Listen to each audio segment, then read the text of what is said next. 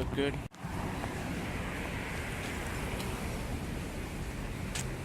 Good afternoon. Hope you guys are doing good. How's it going? Just having another sunny day for the time being here in sunny Sarasota, where it's sunny for about 4 hours and then we get rain for the rest of the day. I'm not being negative, I'm just telling you, I'm just giving you the lowdown.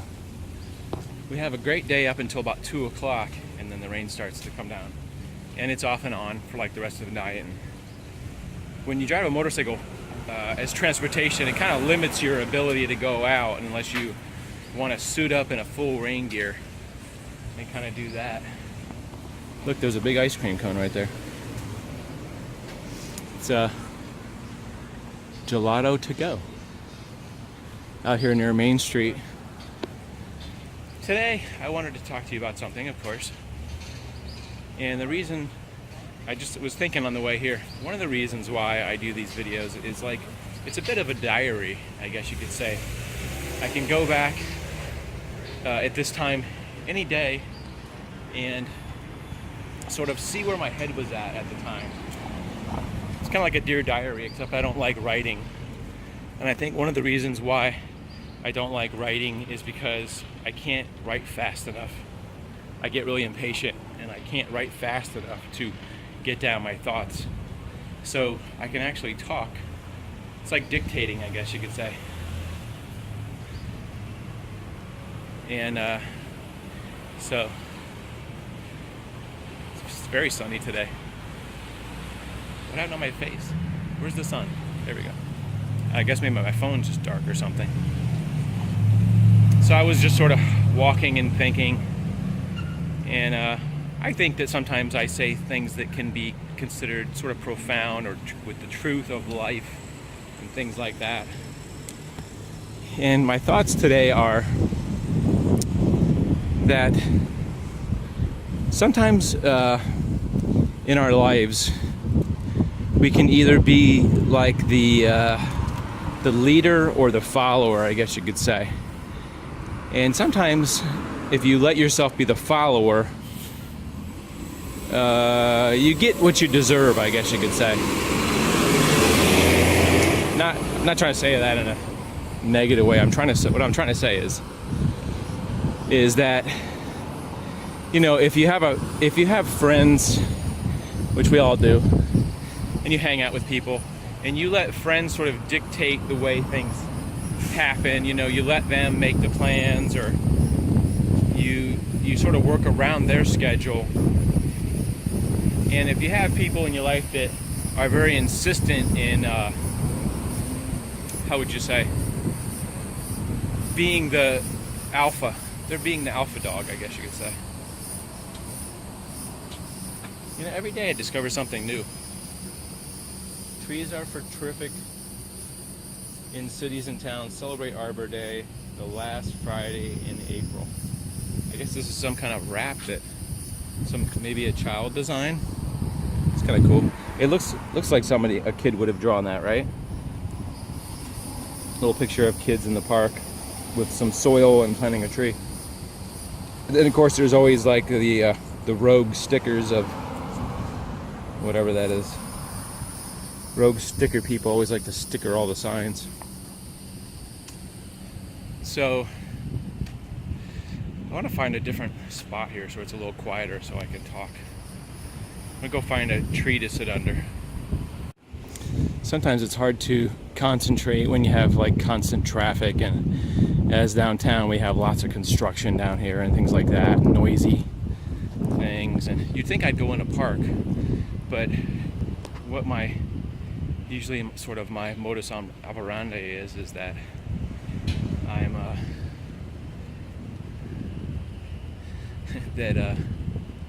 I'm usually exercising, and when I get right in the middle of my run, like say maybe 20 minutes in, I sort of feel like my brain starts clicking, and I get some good reflections on what I'm doing during the day, and the brain sort of wakes up. It's usually not awake when I start my jog, but then by the time I'm like halfway through, it seems like I sort of wake up and I feel like I'm thinking a little clearer. Just like when you do coffee, you have to wait for it to kick in. And sometimes it's the case with me. I'm like drinking some kind of sports drink with caffeine, and it takes a little while to kick in, and then suddenly I just sort of have some brain function. I'm not really good in the mornings generally. So anyway, that being said, that's why I'm usually like right in the middle of a jog when I'm like coming up with something I think's profound, something worth talking about, reflecting upon. So now I'm a 50-year-old man.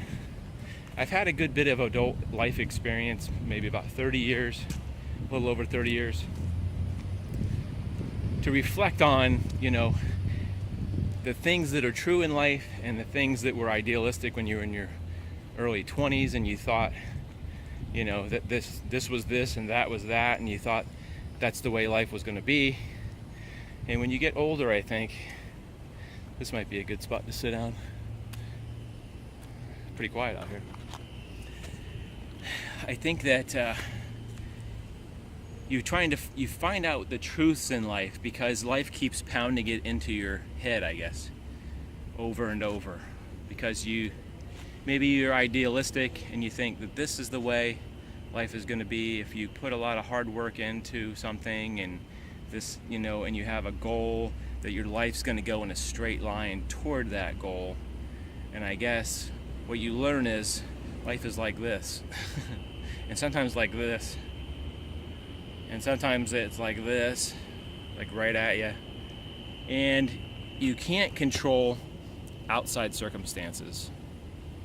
And sometimes you can't control your own circumstances, just depending on what your life situation is. So the thing I was trying to get to earlier is that I found that in life, as a younger person, I let a lot of people that I was friends with dictate when, where, and how things are going to be done, or, when we're going to do something, or how, the time was going to be. And I was a little bit of a follower because I always wanted to thrive on some kind of acceptance.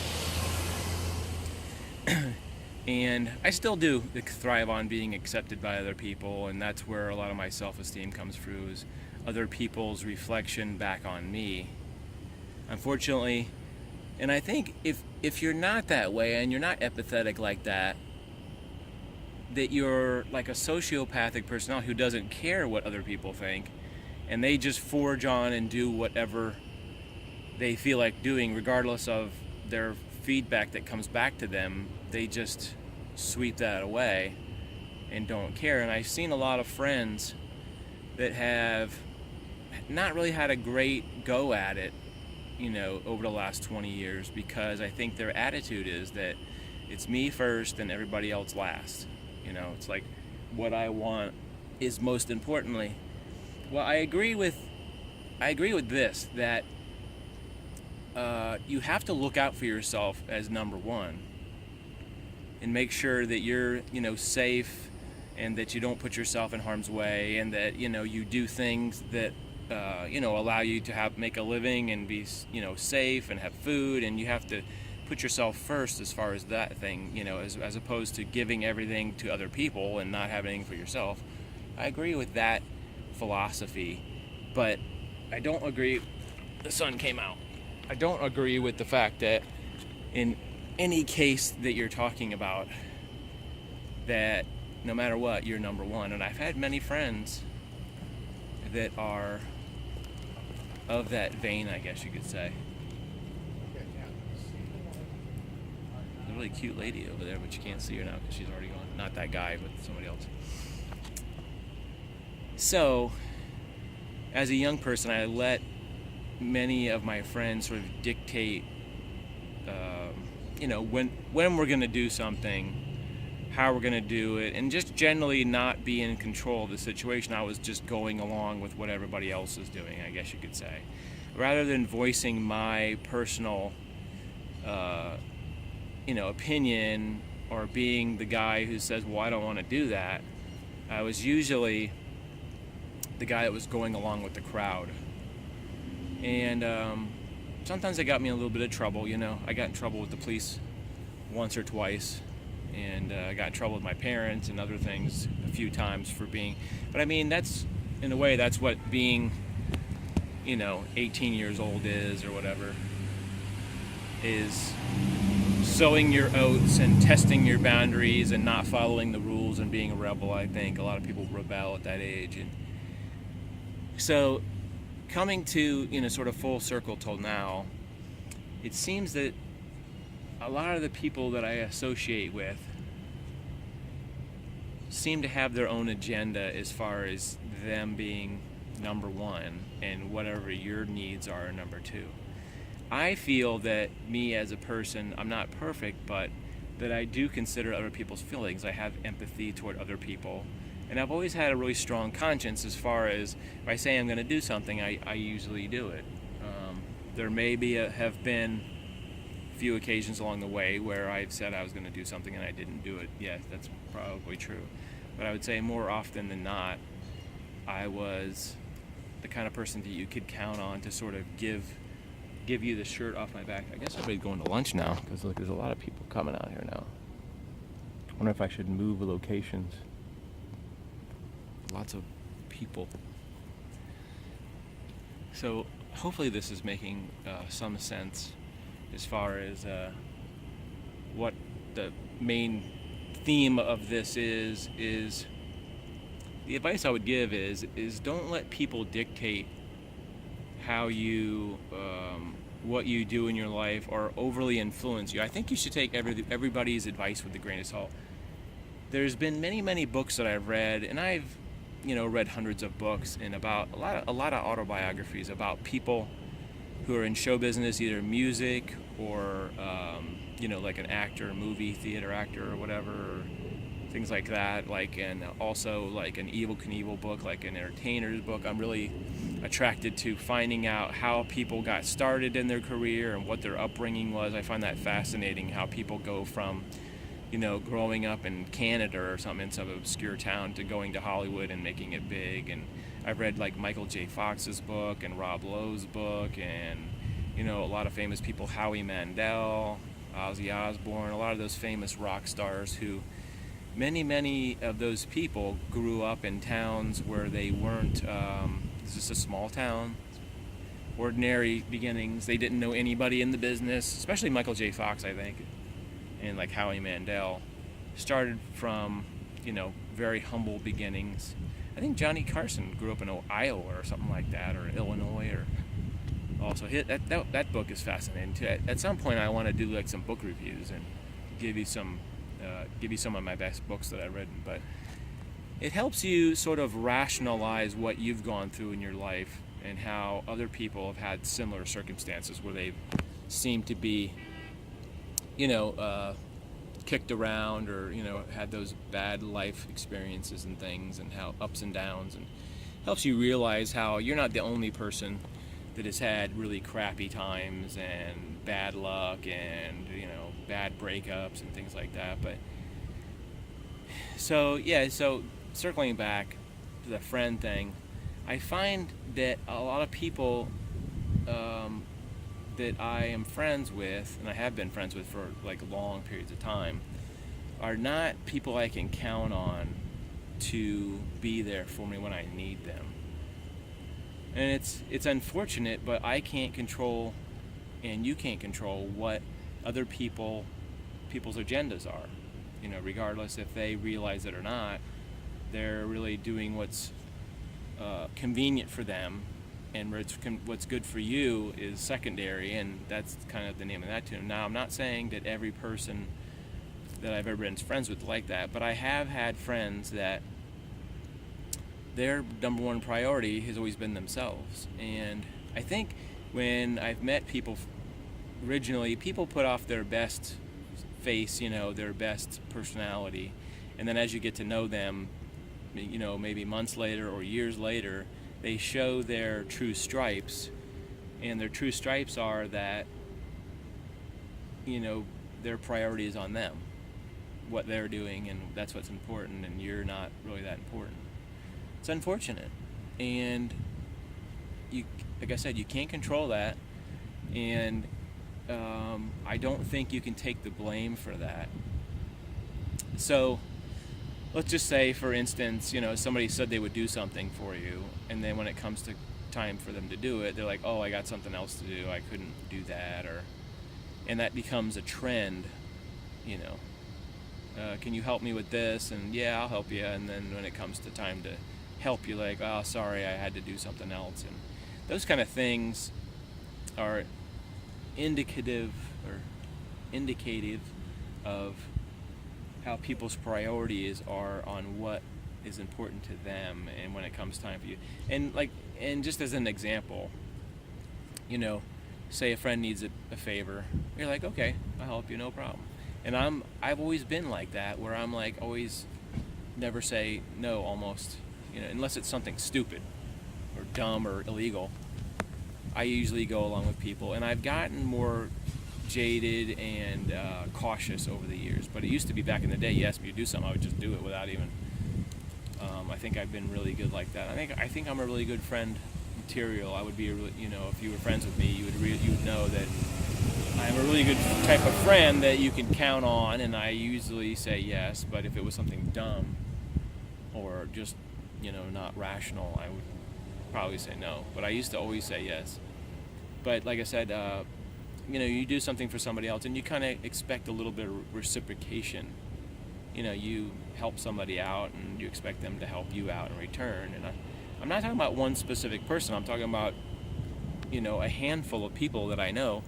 And there's maybe one or two people that I do know that I can actually count on to actually, if I ask them, unequivocally, I can count on them 100%. There's a few people in my life. So if anybody watches this that I know, don't take this personally like I'm talking about you specifically, because I'm talking about it's a generalization of people that I have known.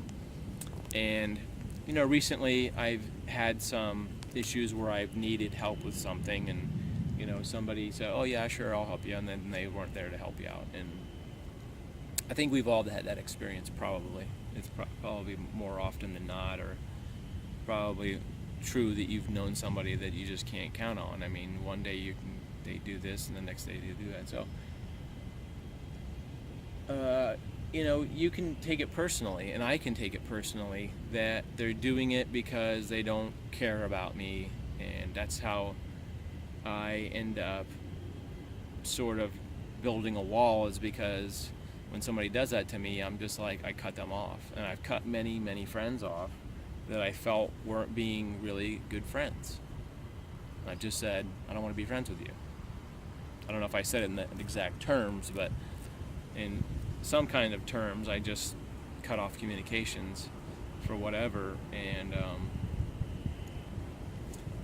it's kind of the truth of life, that you have to negotiate those people that you feel are the positive people in your life, and try to have as many positive people around you. When I say positive, I say people that do what they say and say what they mean. And then the people who are not those type of people that are aware that, you know, that people need to be just straight up with people and be a good friend, I've had to weed those people out over the years. And it's unfortunate that it is that way, and I don't know why people are like that. I always think it's something they're born with, and I always point to people that have like a sociopathic personality, where it's not built in that they're empathetic toward other people and that they understand how the other person feels like I do. They're not built like that, and it's just something that you can't do anything about, and you just have to be confident in yourself that you're a good person, or strive toward being a good person, like I have to every day, because I'm not a perfect person, and I strive to be better.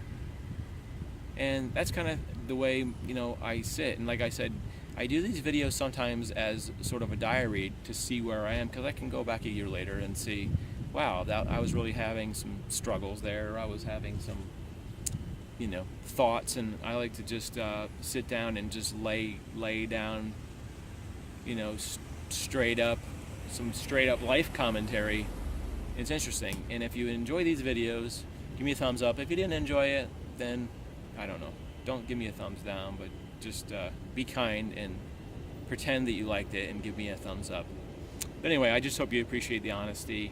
And I don't think there's a lot of people on YouTube that are just straight up honest that you can watch that will just give you the straight up poop on life, because people are acting on YouTube. A lot of people are acting. They want to assume a character. They want to project themselves as this great person, this positive, funny person. And occasionally I try to, parody myself and goof on myself as a character, do a character thing. But generally I hope that I come across as a genuine person, that I have feelings, and I have low points and I have high points and all that kind of stuff. Like I said, and if you'd like to help me out and support the channel, I also sell t-shirts, and I always leave the links usually in the bottom. It's a Spreadshirt link for t-shirts. I used to do PayPal, or not PayPal, that Patreon thing, but I don't really like it anymore, because I don't think people should be just donating money for nothing. So that's why I always encourage you guys to just buy a t-shirt so you get something for your money, and it goes to help me financially afford these videos for the costs that, generating, which is mostly travel and equipment and time and all that stuff from doing other things like having a stupid part-time job or something. And that's what money goes toward. It's not for me to buy expensive boats and planes, because it would take me about 35 years to buy an expensive boat, or just even a general boat. So if you appreciate the honesty and you enjoyed this video, give me a thumbs up, maybe leave a comment and say, hey, I appreciate your honesty. So we'll see you next time in the John Swift Stories website. Like I said, check the links down below for Instagram and stuff like that. I post a lot on Instagram. I'm not really a Facebook person. I usually just post videos when they come out on Facebook, but I'm most busiest on Instagram. I'll put the link. Maybe I'll put it on the screen right here, possibly. And if I forget, go down there. Don't go here, but go there, and maybe I'll put it up here, but I always forget to put it up here, so go down there and do that thing where you click on the thing and go to the place. And anyway, hope you guys are having a good week. We'll see you next time. John Swift Stories. Take care, guys.